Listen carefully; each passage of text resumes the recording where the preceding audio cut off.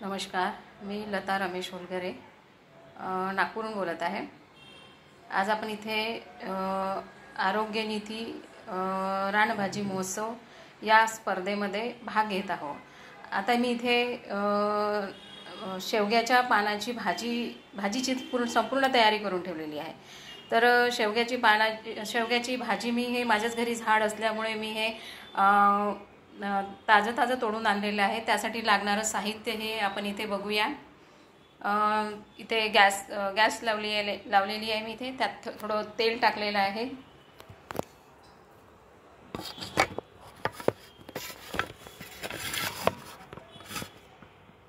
Slow फ्लेमवरच ठेवायचं। तेल गरम झाल्यावर त्यात जिरं टाकायचं। जिरं हलकंसं होऊ द्यायचं। नंतर मग लसूण टाकायचं। लसूण परतून घ्यायचं अगदी थोडं लालसर होईपर्यंत।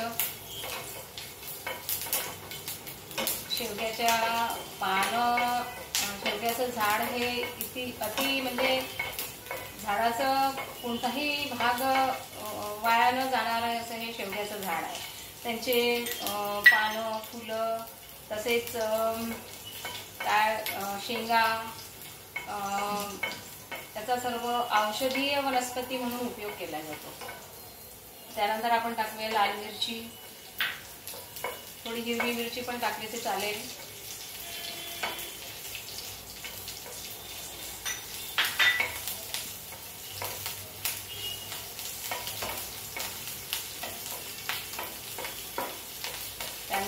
त्यानंतर टाकूया कांदा।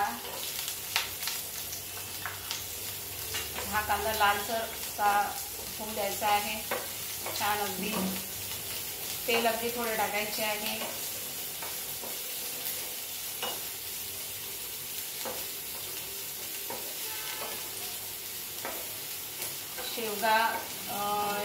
शेवग्याची पानं आज आपण ऐकतोच आहे की किती महत्त्वपूर्ण आपल्या जीवनामध्ये म्हणजे आरोग्यासाठी किती आवश्यक आहे। शेवग्याच्या पानांपासून आपल्याला काय व्हिटॅमिन्स मिळतात, मिनरल्स मिळतात याचा आपण म्हणजे याची आपल्याला जाणीव आहे।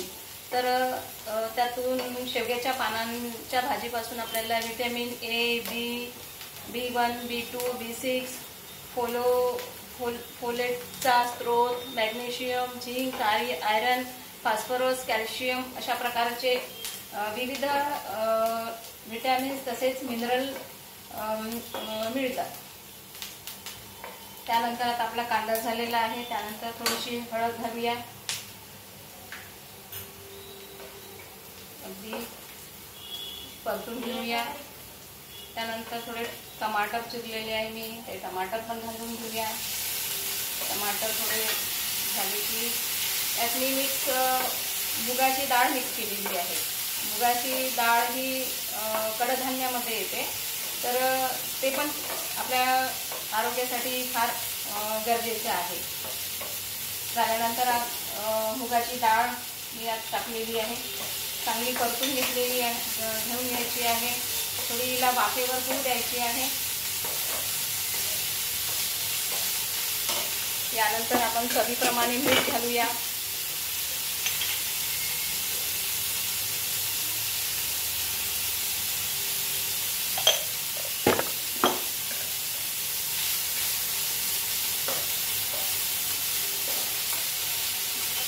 भाजी स्लो फ्लेमवर होऊ द्यायची आहे। मुगाची डाळ शिजायला जरा वेळ लागतो।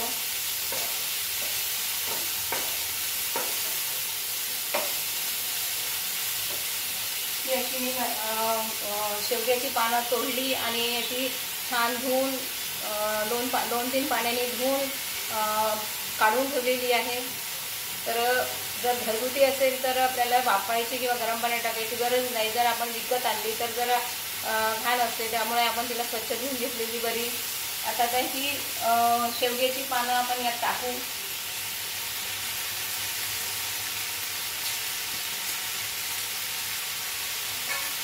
छान मिक्स करून घ्यायचे शेवग्याची पानं तसेच जे साहित्य आपण टाकले आहे याचे।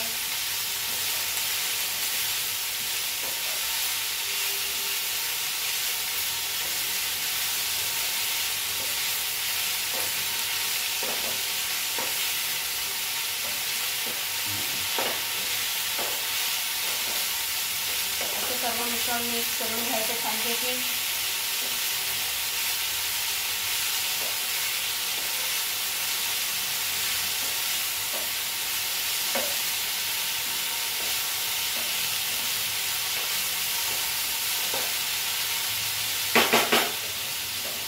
ही भाजी 10 ते 12 मिनिटं लो फ्लेमवर अगदी होऊ द्यायची. आणि छान भाजी शिजल्यानंतर एकदम चवीला चांगली लागते.